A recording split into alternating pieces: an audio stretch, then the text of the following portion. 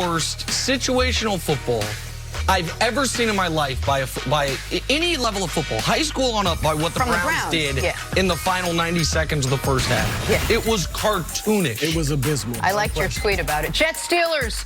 Robbie Anderson making a great touchdown catch over two Steelers defenders. This game surprised me a little bit.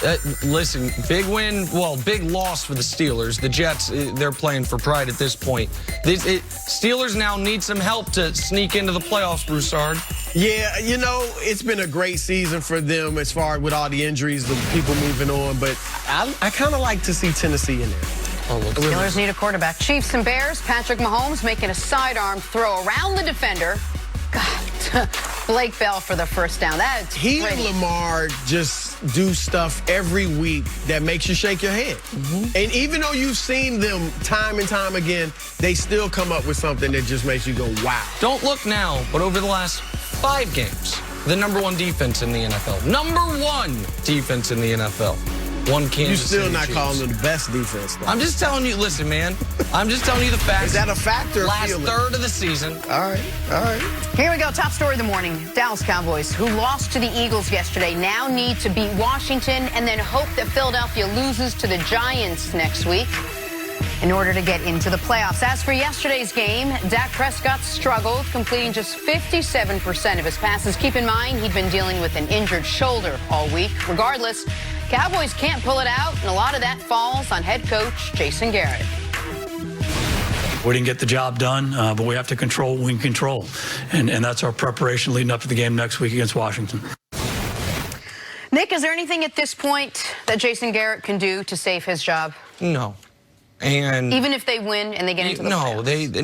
This is I refused last week to engage in the fantasy that Dallas was all of a sudden going to go on some magical run, that after being one team through 13 weeks because they played a good game in their 14th game, that was then going to be their 15th game, their 16th game, and on some playoff.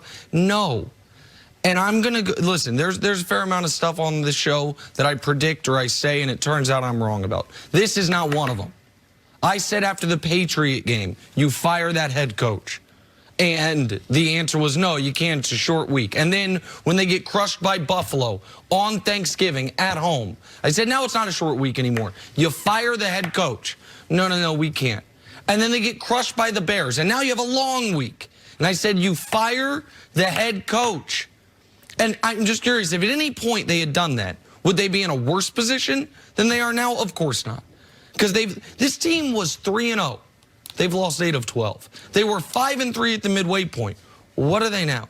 They're 7-9. We can do that math. They are 7-8. Pardon me. 7-9 is maybe a little bit of a projection. There is, to me, no argument to be had that Jason Garrett should retain this job. And in my eyes, there is no possibility that they make the Super Bowl, which is at this point the only way he could retain his job. I think, obviously, like you said, it would take a football miracle. They get in, they beat Washington, the Eagles lose, which I'm not convinced the Eagles will win that game. I'm going to be honest. Now, I'm not going to go all the way with the miracle and say they get in the playoffs, then they win 2 games and get to the conference championship, which might be enough in Jerry Jones's eyes to save his job. It wouldn't be enough in my eyes. In my eyes, he would have to get to the Super Bowl to save his job. Okay, but in Jerry's eyes, maybe if they get to the conference championship. But I think the playoffs is possible just because I'm not convinced that Philadelphia is that good. Philadelphia was riding, you know, obviously you're hyped up for that game yesterday. In addition to all that was at stake, it is a rivalry, and they hadn't beaten Dallas in a while, especially with Zeke and Dak playing. So they go into there, they're on an emotional high, they get the win. I wouldn't be shocked to see a letdown, especially with the Giants, you know, coming off a big win and maybe thinking Daniel Jones is special.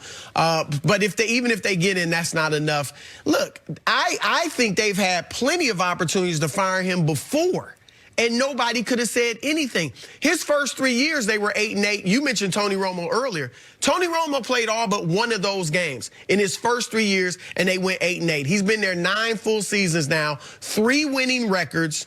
3 times, if they don't make these playoffs, 3 times out of 9 you're in the playoffs and you're retaining your job? No. And losing enormous games at the end of the regular season has happened more often than not. 2011, 2012, 2013. You lose in week 17. Week 17 to miss the playoffs. 2 years ago, the first game after Zeke's suspension. Remember that? When they have an opportunity after winning the last 3 games of Zeke's suspension to get into the playoff picture. You lose a critical game to Seattle. And this year in week 16, you lose this game to Philadelphia.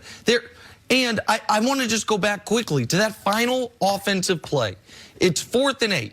Amari Cooper says he's not winded in the postgame commentary. They just have the regular rotation of guys. I know Jason Garrett is not your de facto play caller anymore. That's Kellen Moore.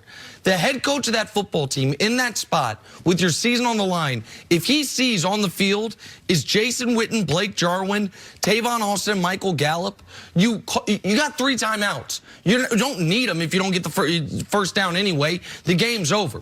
You make sure your best players are on the field. You make sure Randall Cobb and Amari Cooper are on the field in a spot like that, and they didn't do it. Nick, honestly, it felt like they had benched Cooper. Because there were several times in critical situations that he wasn't on the field, even before that. Now, so Cooper, as bad as it was, to your point, that didn't surprise me as much as Cobb. Cobb had just had a big catch, and he's obviously a good possession receiver. The fact that he wasn't on the field either is just ridiculous. All that plus the fact that Ezekiel Elliott was limited after what he did last week, after the money you paid him coming into the season, after the fact that you were going to essentially be a running